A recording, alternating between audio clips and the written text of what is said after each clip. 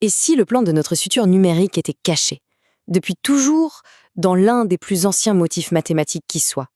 On va plonger aujourd'hui dans le sablier de Pérez, une structure qui, d'après ses découvreurs, pourrait bien redéfinir complètement les limites de l'informatique. Tout commence avec une énigme vieille de plusieurs siècles. Et la solution, d'après le chercheur Jean-Claude Pérez, se trouverait dans la version inversée d'un concept mathématique que la plupart des gens ont croisé au moins une fois à l'école. Ce concept, c'est le triangle de Pascal. À première vue, c'est tout simple. On commence par un 1 tout en haut et chaque nombre en dessous est juste la somme des deux qui le touchent au-dessus. Facile.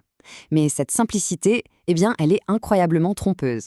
Parce qu'en réalité, ce triangle est une sorte de trésor mathématique. On sait depuis longtemps que si on additionne les nombres de chaque ligne, on obtient les puissances de 2. La fameuse suite de Fibonacci, elle aussi, elle est cachée là, dans les diagonales. Et si on le regarde encore autrement, il dessine des fractales d'une complexité folle, comme celle de Sierpinski. Et c'est là que tout bascule.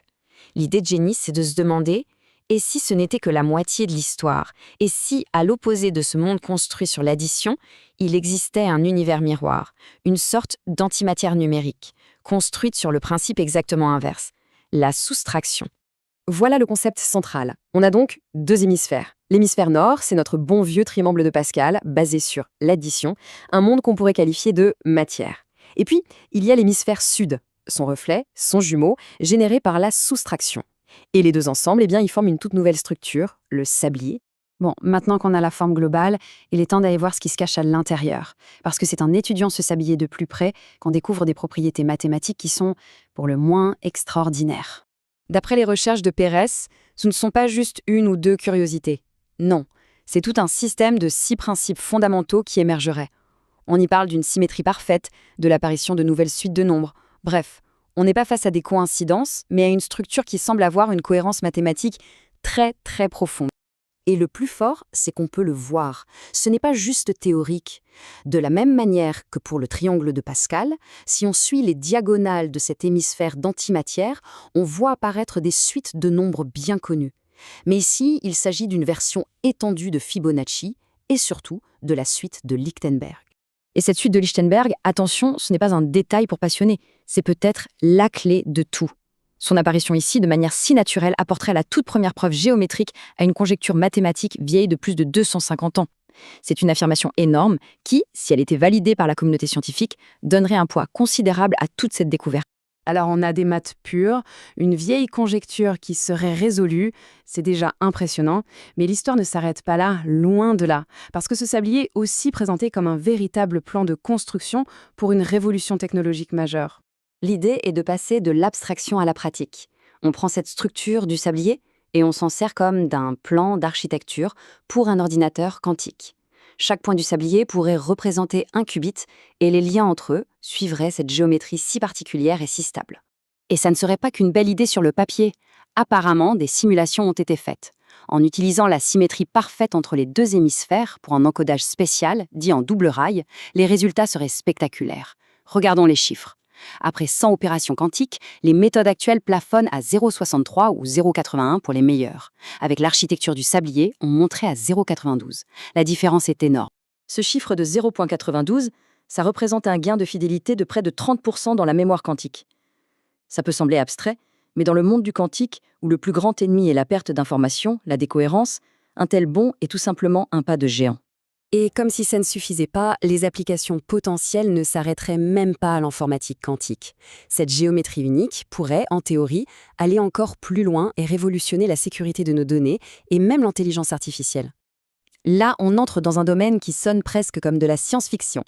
Les sources parlent d'un système de mémoire baptisé PHAM et les promesses sont vertigineuses. D'un côté, les modèles classiques, avec une capacité limitée, une vitesse limitée. De l'autre, ce nouveau modèle qui revendique une capacité quasi infinie, un temps de récupération constant et une tolérance au bruit quasi parfaite. Pour tester ça, il n'y serait pas allé de main morte. Une simulation à une échelle gigantesque aurait été menée. Le résultat est un taux de succès de 99,90% pour retrouver une information précise, même quand la question posée était corrompue, détruite à plus de 99%. Une telle résistance au bruit, si elle est confirmée, serait tout simplement inédite. Et ce fameux temps de récupération constant, noté O de 1 en informatique, c'est un peu le Saint Graal. Pour bien se représenter la chose, ça voudrait dire que chercher une information dans une bibliothèque de la taille de l'univers prendrait exactement le même temps que de la chercher dans un seul livre. C'est une idée complètement folle. La grande question, c'est comment? Quel est le moteur secret qui rendrait tout cela possible? La réponse, semble-t-il, se cache dans un lien profond entre le sablier et l'une des constantes mathématiques les plus fondamentales de l'univers.